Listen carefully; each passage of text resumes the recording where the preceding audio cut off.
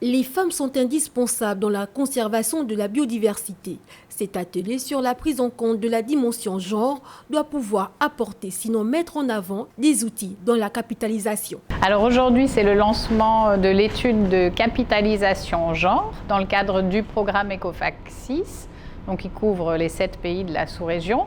Cette étude a pour objectif de pointer du doigt, découvrir, valoriser l'ensemble des bonnes pratiques mises en œuvre par les gestionnaires d'aires protégées. Donc avant d'attaquer le chantier de la capitalisation, il était important qu'on s'assure qu'au niveau conceptuel, ils sont bien au fait des concepts genre et de toutes les notions voisines, qu'ils maîtrisent, ou alors qu'ils soient au fait de la grille d'analyse genre et de ce qu'on attend lorsqu'on parle d'un projet sensible au genre. Les participants à cet atelier viennent tous des pays d'Afrique centrale.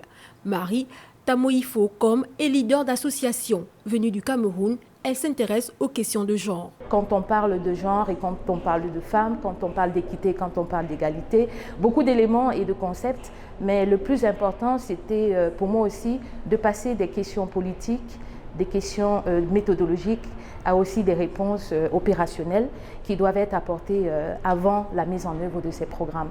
Les femmes ont un rôle important à jouer dans la préservation de l'environnement et des ressources naturelles, ainsi qu'en matière de promotion du développement durable.